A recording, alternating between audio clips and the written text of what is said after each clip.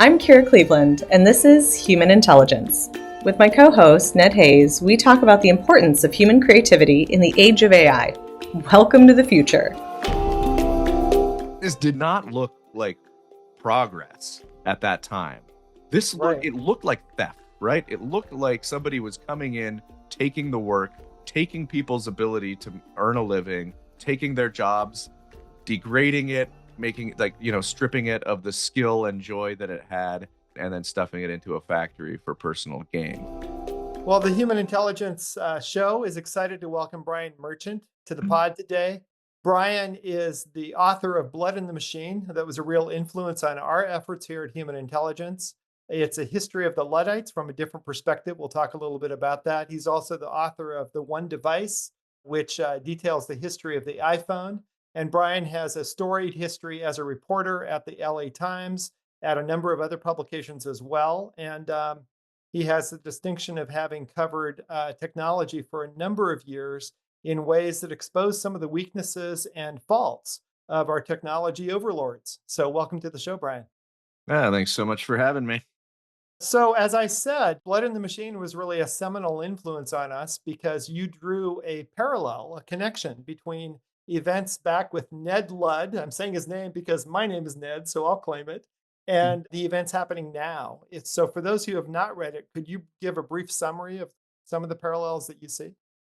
Yeah, there are more and more by the day, but just to keep it short, the original Luddites were not technophobes. They were not anti technology, right? They were skilled workers, mostly in the largest sort of industrial workforce of England at the time. They were artisans, cloth makers, weavers, framework knitters, these kind of jobs. This was famously kind of the industry that would propel the industrial revolution, the textiles.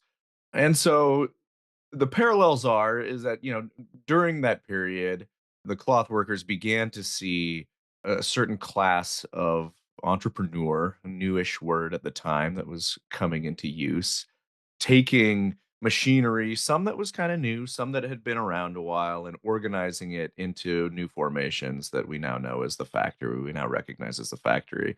That is, they were dividing labor, they were automating labor, and they were engaging in mass production for the first time. Yeah, just a quick note on that. One thing I found really intriguing about the book and about your whole thesis is that a way of life was getting disrupted. It wasn't just a like the machine you might use or might not use, but it was the entire kind of culture was being affected by this change and by this forcing of people to go to what we now think of as kind of the 9 to 5 lifestyle. And so that change in the culture was really interesting to me. Yeah, I mean, it was as much of a protest of the arrival of the factory system that Luddism came to sort of embody and be about as it was any particular technology or about automation in particular. It was just as much about these sort of structures that the technology enabled or that the industrialist or the capitalist used the technology to facilitate, right? So instead of working at home, in the domestic system, which if you've heard the term cottage industry, it was used to describe the sort of the system of labor and the networks of labor that were practiced by the cloth makers of the time. So these are skilled workers. They're working at home in small shops, closely with their families, often, or with their peers in smaller operations. Maybe multiple generations working at once, right? So you didn't have this division of, well, at least my read of the book was you didn't have this division of the kids go off to school, the people of working age work, the people of older generation are exiled to retirement homes. You didn't have that division of gender and of age as much.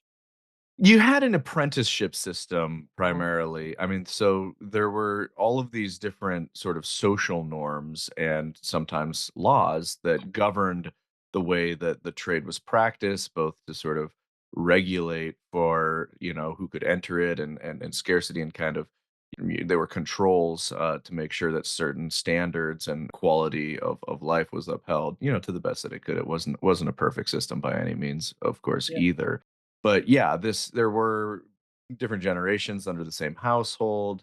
They would, typically assume different roles. Usually, you'd have the man, the head was the skilled weaver, and sometimes there would be a journeyman who would be learning the trade or would travel from town to town. Sometimes he'd have one or more machines in the house, but they'd all work together. Some like the women might spin the yarn that would then be woven on a loom, and you would there would it was participatory, but most important of all was that it was unstructured, and they had autonomy over how they wanted to organize their working day. If they wanted to stop and take a break and walk in the garden, or if they just wanted to sort of sing songs while they were working, they had the ability to do so, and nobody was staring over their shoulder telling them they had to work a certain way. They would buy some cloth from a merchant, or they would buy the yarn from a merchant and then either spin it or create the product, and then they would sell it back, or to another merchant. And how they did that and was up to them, right? So they would often take 3 4 day weekends. They weren't necessarily rich. A lot of these weavers were kind of talking about the Yeah. idealized sort of median sort of master weaver, but there was a system. What's important is that there was a system and a set of cultural traditions and norms that were observed and had been observed for many many generations, that it wasn't that technology showed up and had a mind of its own and shattered Yeah. all these structures. It was that once certain parties, industrialists, you recognize that they could use the technology to sort of, facilitate mass production, and to concentrate profits in fewer hands, and perhaps use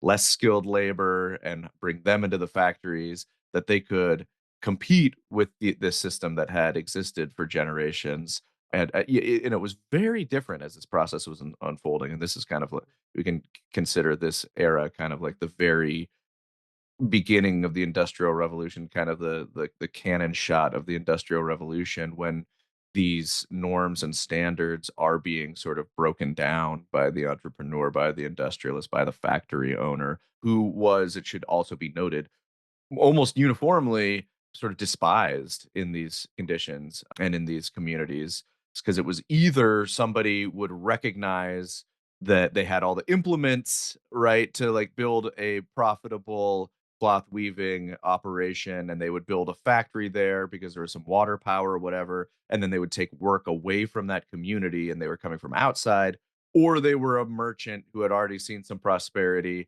and then use that to start to build factories or start to organize production and speed it up locally, at the expense of people they'd known all their lives. And to the onlookers, to the workers, to the townspeople, this did not look like progress at that time.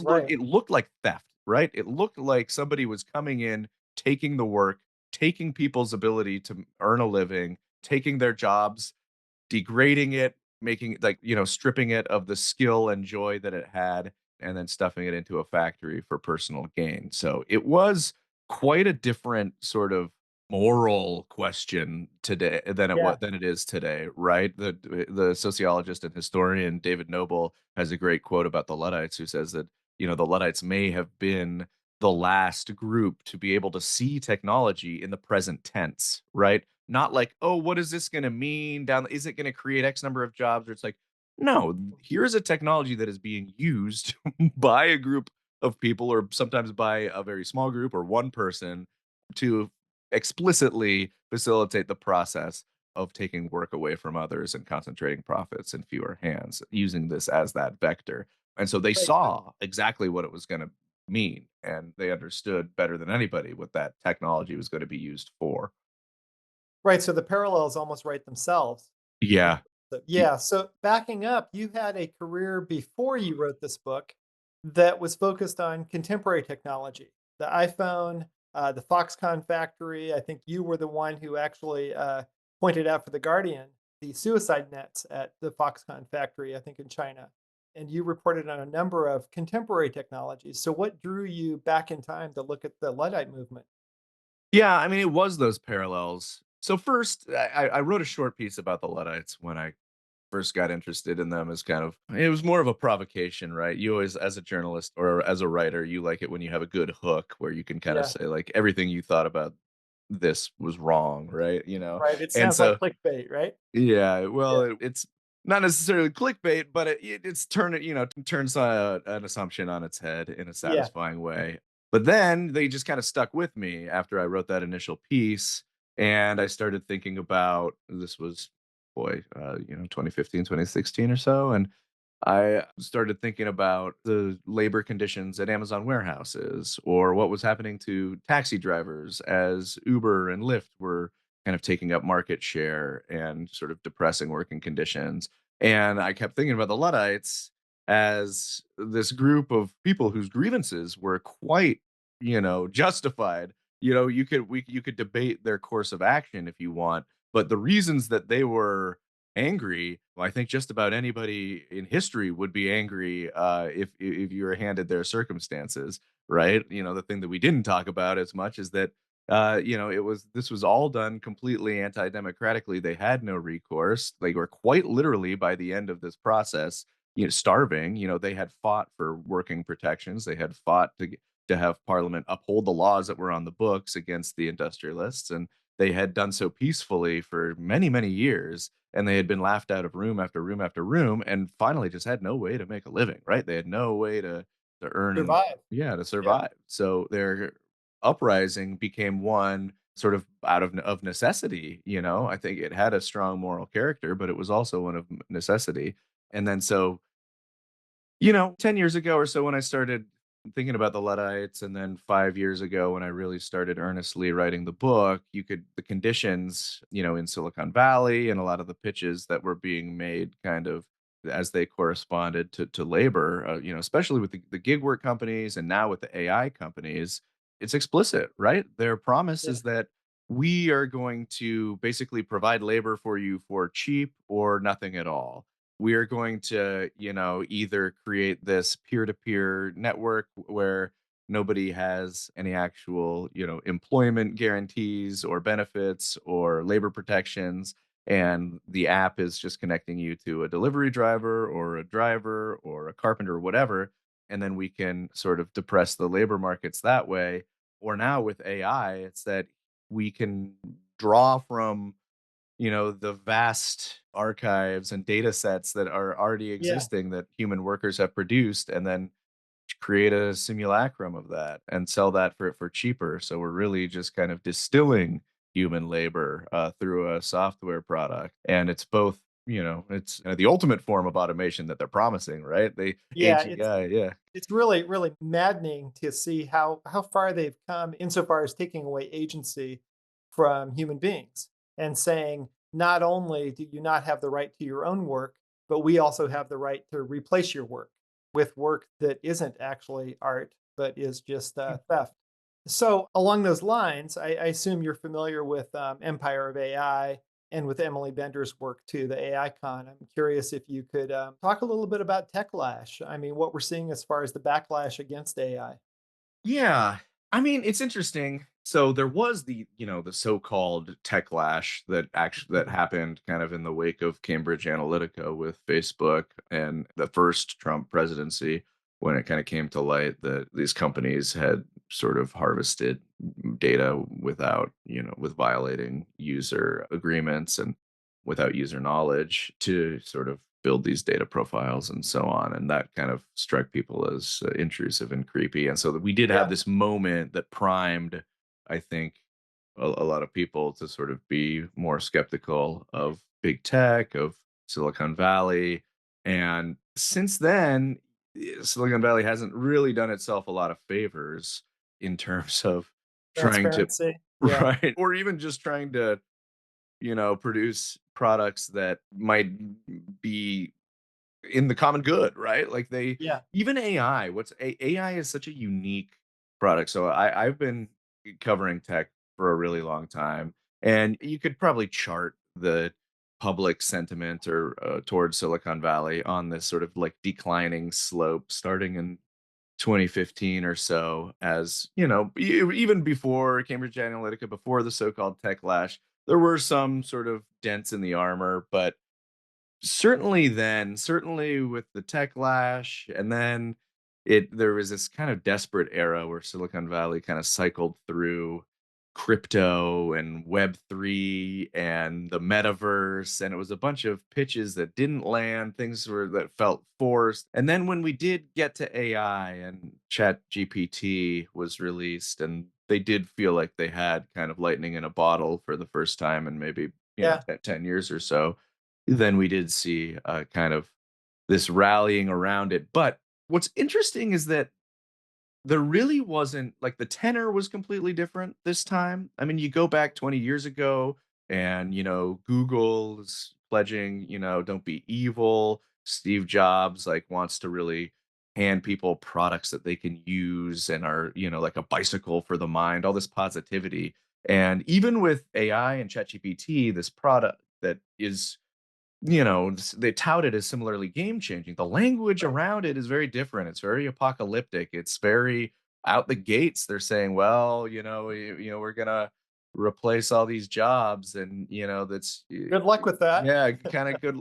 I mean, it's interesting. They started just talking about, well, we might have to have a universal basic income so people can Yeah.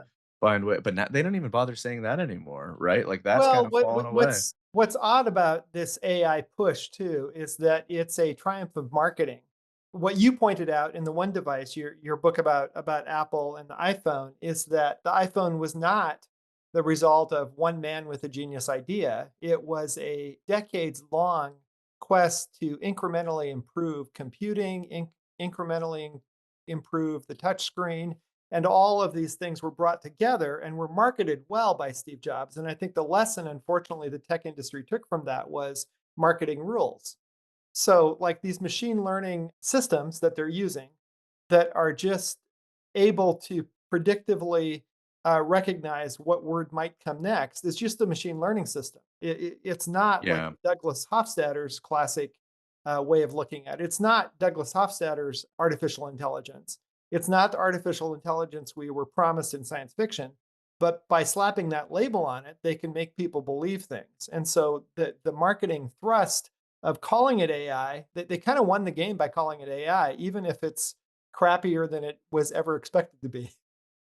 Yeah, the AI has been a marketing term since the start, going back to the 50s and 60s even. But I think that that's right, and I think that the reason I was kind of bringing up the all those kind of failed gambits of these different ideas with the metaverse, and there was, I think, a separating of the need to have like a sound business model. It was like Uh, we've entered this world of pure pitch, Pure basically. pitch. I like that. Well, I don't like that, but I understand what you're But saying. Yeah. yeah, well, it's you kind of, I mean, I think Uber and really inaugurated this when you had, Mark Andreessen saying, software is going to eat the world, and that being kind of the mission statement of a generation of technologies where software is pretty cheap, right? It's easy enough to spin up. It's a lot easier to make than an iPhone or a laptop or an augmented reality headset or whatever. And so during this period which followed the recession, where we had this period where money was also cheap, right? We had the 0% interest rates where Yeah. Silicon Valley was just could not get money out the door fast enough. And so it did inaugurate this micro era, perhaps, where Silicon Valley, which had always been, you know, prone to grandiose statements and sort of guru like positioning and marketing, really kind of, took the ball and ran with it. Or so Right. take Jump the shark, so to speak. or just it became less important to even have a sound business model than it did to be able to tell a story that excited a room, right? Even if the part of that story wasn't how it's going to make money, in the near future. Famously, Uber did not turn anything resembling a profit for over 10 years, well over 10 years, I Right, believe. but the story was there, and I wanted to touch on that because the really ironic thing about this is that there's many ironies, but the layers of irony, I'm just going to pull out one thread, which is that the main skill of storytelling, as you said, is a skill of the humanities.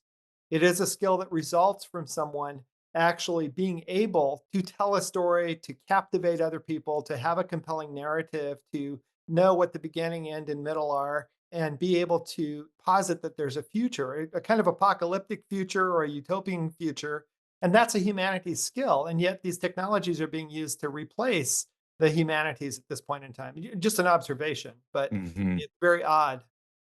Yeah, I think, in fact, I just got done writing a story about how the reason that we have this big bubble and the extent to which it has inflated is beyond a lot of the other past bubbles. Well, Yeah. it's more we're working on the listening part of it where, it's the bursting, and no matter what, the iPad can be waited for, or maybe not. So yeah, so Uber was is a great story. We can, get rid of sort of all of the logistical hassling of like trying to find somebody for a job, or, more to investors. The story was really like we can find a way about way around labor regulations on the books and basically do a little bit of arbitrage here, which Yeah. no doubt excited them. But this, Uber for X became a catchphrase. You could get funding throughout the 2010s just by kind of finding a niche to plug that into.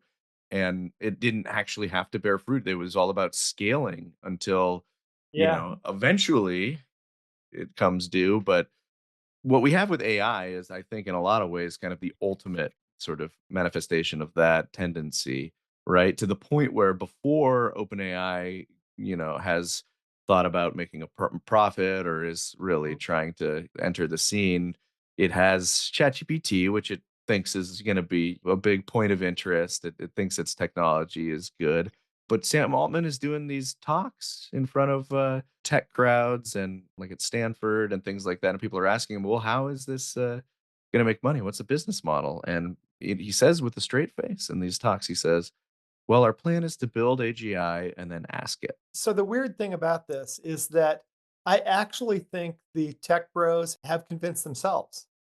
Yes and Yeah. no. Like I think some of them have. I think, I think that they're, whether or not they actually believe it is almost immaterial at this point. Yeah. They know that it, or at least it has been up to this point, a story, a vehicle that can get SoftBank to the table and to drop, tens of billions of dollars in investment that can sort of, motivate stakeholders to sort of act in their interest, to sort of Yeah. justify the expansion of the data center infrastructure, all of these things. That the story has to be that big, right? If you're going to pitch building trillions of dollars worth of data center infrastructure and say, Right. hey, we might need you guys to, the federal government, you might have to backstop our our investments in case it Because we're falls going to apart. be too big to fail at that point, right? And to your and because we don't have a business model, even to this day, still figured out. Right. We don't have a working business model because expansion and the narrative have superseded any imperative of building a functioning business. And so it is a pretty remarkable moment that we've found ourselves at here. Right. Well, so I'm kind of circling back to what you said at the beginning about the Luddites and about their struggle. And I know you and Cory Doctorow recently talked about labor laws and how those came about, and how human beings pushed back both in the Luddite era and then in the more modern era in the 1930s. And that's how labor laws came about in the US. So, I mean, we at Human Intelligence are part of a movement that is pushing back against this kind of AI encroachment and overreach. So, I'm curious if you could talk a little bit about signs of hope of human pushback that you may have seen. I know you've commented on some of them. Yeah, I mean, there's a lot of signs of hope. There's a lot of organizing being done around AI issues. There are a ton of class action lawsuits that have been undertaken, some which, have been successful to varying degrees, some that Yeah. are in discovery.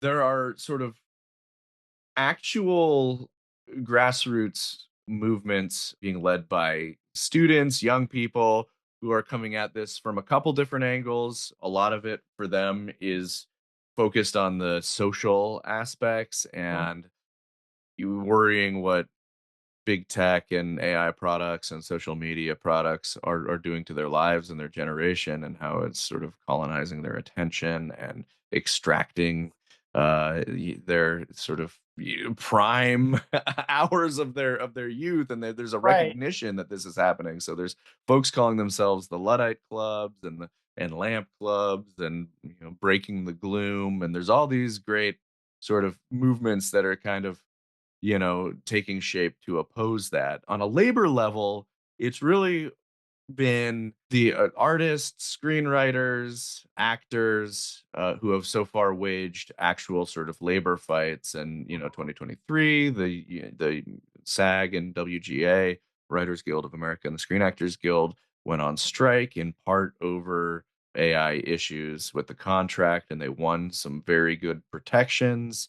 And so there have been a number of subsequent fights cut in that cloth. I wish there would be Yeah. more of them, but the sentiment is there. I think the culture is there. The culture is very much siding against AI, to this day. I think Right. the kids really find it corny and sort of Yeah. gross, and yeah, Yes. And so, just a small example of that, we've been using the term human intelligence because we think that's a counterpoint to artificial intelligence, a logical one, right? And we recently asked people, hey, would you mind going on camera and saying, I am human intelligence? And we got a flood. Like, I thought, oh, I'll ask a few people. And suddenly people were asking their friends and their neighbors, and the desire to say, I claim humanness and I want that to matter. Like, that's a clarion call. Yeah, it has been interesting. You've seen like the no AI sort of insignias circulate Yeah. on ArtStation, and there are some brands are taking pride in saying their stuff is AI free.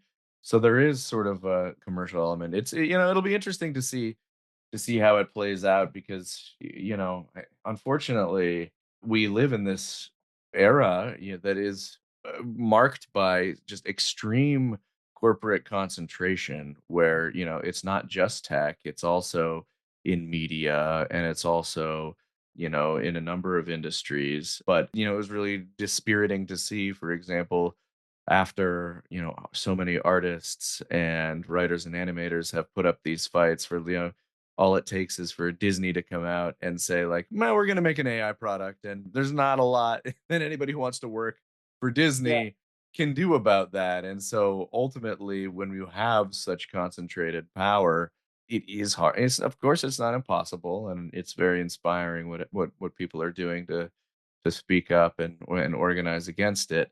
But part of the problem is just like the sheer amount of concentration and power that the firms that ultimately make these decisions currently wield.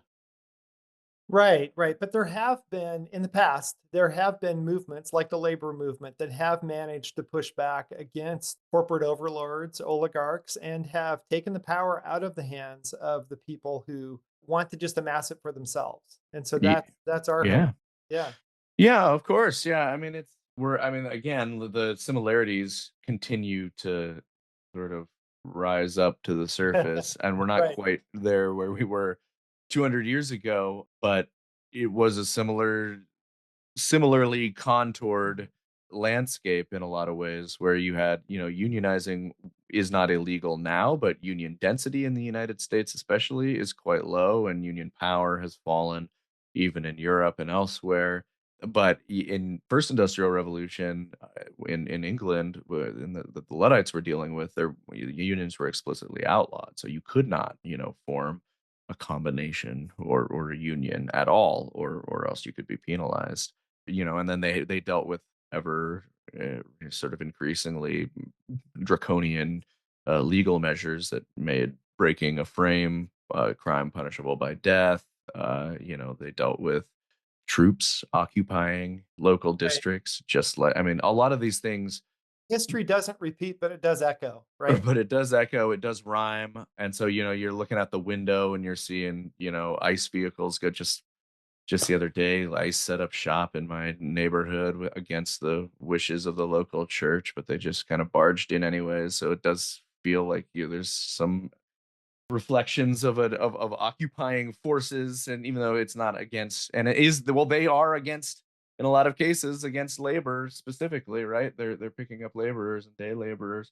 And I kept catching myself doing the, like, when I was doing the press rounds when the book first came out a couple years ago, saying like, well, like things are different now. We have child labor law, and then it was like sometimes I'd be reminded like, well, actually, yeah, it's not as bad, but Oklahoma just repealed its Yeah. child labor protections, and we're like, there's a reason I think that so many of these different sort of similarities all seem to stack up. It's the same. Just when you have the similar ingredients, right? When you have concentrated power and wealth, when you have a new technology that concentrated power and wealth finds useful, and then you have labor at a point of weakness, extreme weakness, you can kind of expect to see these patterns play out time and again. And especially so, technology kind of works as that vector and has over the last Yeah. 200 years. It's whether it's to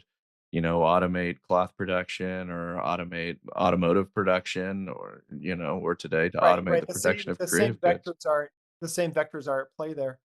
So I know we're getting close to the end of our time. I did want to ask you, not necessarily to reveal what you're working on now, but I'm curious what intrigues you right now. What's occupying your mind?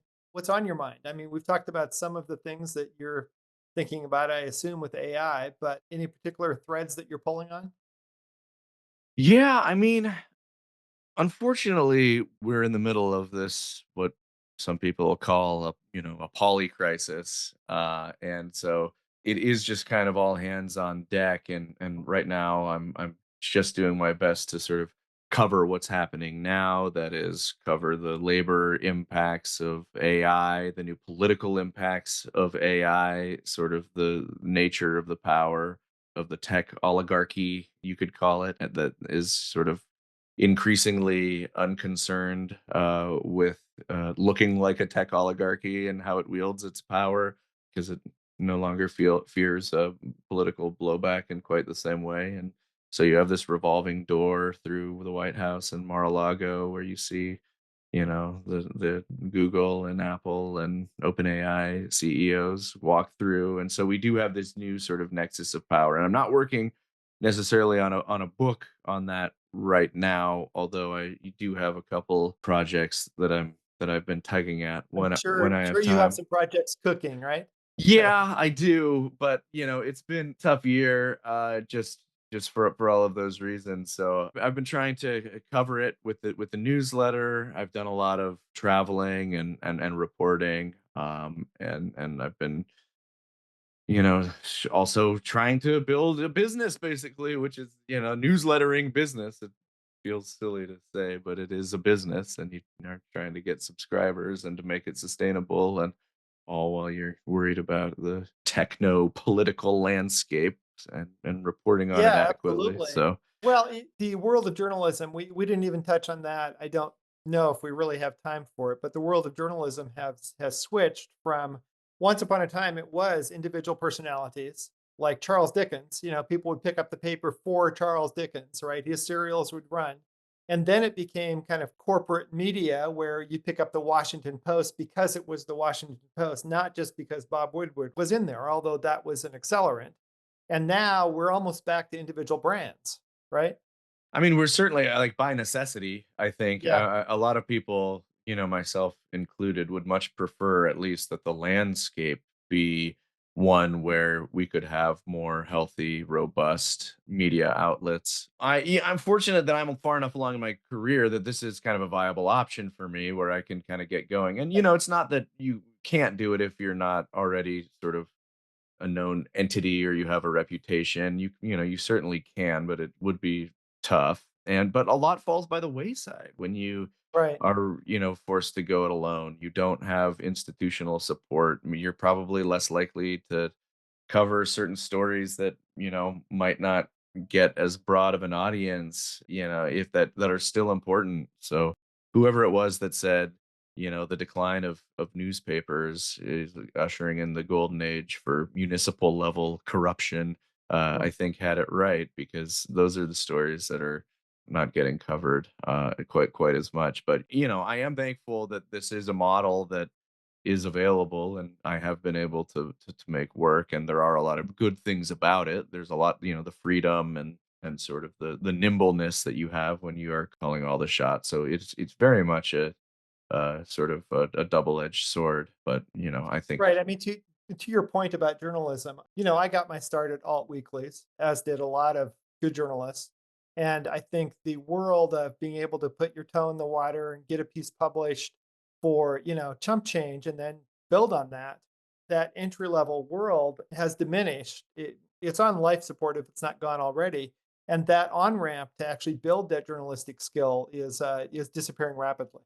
yeah, exactly. And I think that that's not just journalism. I do worry that in this economy and with we'll see how durable the appetite for AI is, but certainly if you're going to have AI do anything, it's those entry level jobs and it's those more rote tasks that, that an institution thinks it can get away with handing over to AI. And then so folks like Ted Chiang have pointed out that, you're kicking out sort of a number of ladders and key learning opportunities for people who would otherwise learn these skills, even if it wasn't a dream job, even if it wasn't, Yeah. their ideal, they're still, cutting their teeth there. And so there may be, I personally think that what's most likely to happen is that a lot of these firms will kind of go like, oh crap, like we didn't, we need more institutional We didn't knowledge than think we this have. through. Yeah, we Yeah. didn't. Now we're coming up short, and organizationally it's kind of a mess. And depending on what the broader economic Yeah. picture, they could either rehire, or if things continue down the same road for a longer period of time, things could really get brittle. We could really lose out on, this boy, like this generation that's coming up right now that just had to go through COVID and is now Yeah. bombarded with chat gpt. My wife is a teacher and she's a college professor, and she sees students coming through for the first time who are, basically have like remedial knowledge of how to like write an essay, or That's how to scary. She research. she teaches college, right? She teaches college, and so her freshman students are coming in, and they need to be basically taught how to write because for the last 2 years, a lot of them have handed that work off to Yeah. ChatGPT, and also in destabilized conditions created by the pandemic and that crisis.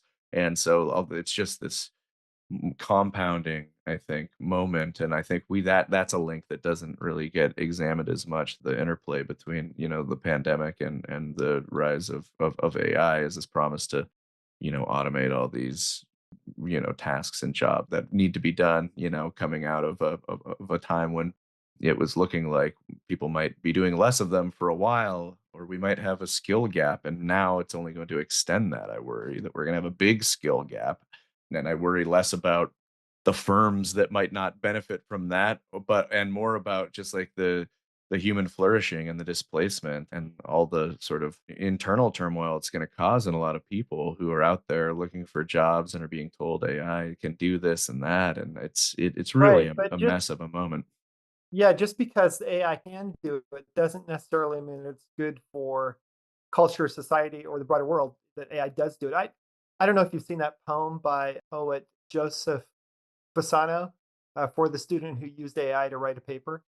And I won't read the whole poem to you, but the last line is, "Love is for the ones who love the work." Yeah, And like the work process, that's the point. And if you take that yeah. process away, you're missing out.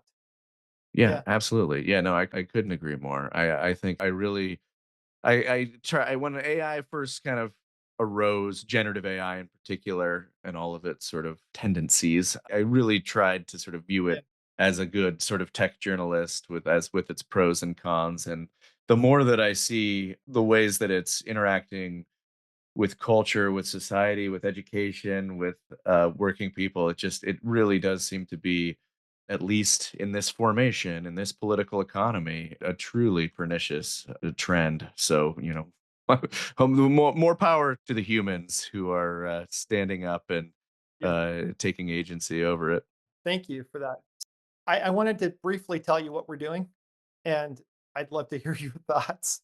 So we're basically saying it matters to be human, and it matters that your work was actually created by humans. And we'll do some technical work to figure out if you're actually human, and we'll certify you as a human, which is hilarious on the face of it. But secondarily, we'll do Guaranteed work. human. Yeah. I know. Are you actually, can I boop you on the nose? Yeah, Right. you're human. And secondarily, is your work actually created through a human process? Like, are you actually revising the thing a bunch of times, which AI doesn't do? Or, even when AI image generators generate the same person in an image, that image is fully regenerated each time. So the pixels are totally fresh. And so we can actually tell the difference. Same with music and other forms. And so we're doing some work to say, is this stuff actually of human origin? And so that's what we're doing. And we're trying to push back, not just with the raw human, but we're actually trying to use technical skills to, without touching AI or ML models, but use technical skills to understand human provenance and say, this thing is human and we can prove it, and therefore it's valuable. It's intrinsically valuable. Yeah, I think it's forward looking. It's to a market that's saturated with AI Yeah. products. So I imagine that there will be some demand for a service like that that can guarantee, if you for a variety of reasons, there are firms that want to use human work for ethical reasons, other ones that want to would I'm sure will want to be able to tell if their employees are just kind of hitting a button and getting output. So Right. And I think if you're buying art or buying books or even reading something online, maybe you want to say like, oh, this was an actual human who did it. They didn't just push a button. Like, I actually got some stuff from Brian Merchant that was typed in by him or was audio edited by him. I'm a novelist, and I really, really, really care about human work mattering in an age where I think a bunch of stuff will be AI slop. So I want to be able to distinguish it, you know? yeah, it's funny that that we need such a thing, but yeah, I think it's Kind of hilarious. no, I like it. Anyway, I am a human. I am a human. It's true. yeah. Thank you for your time. Really appreciate it. Oh, well, thanks so much. I appreciate it. This sounds like a really an interesting project. I look forward to following along as well. Okay. So, all the best to you. Good luck, Ned. You can find out more about any of these news items and hear the complete interview on the extended premium version of our podcast at humanintelligence.news. Today's episode was produced by Ned Hayes and engineered by Muhammad Adnan. Our analog-only human-themed music was created for the Human Intelligence podcast by Josh Pinkston of Nature and Spirit. This episode, and every episode, is brought to you by the Human Intelligence Institute team. Thanks for listening to today's episode. As always, this episode is available online at humanintelligence.news.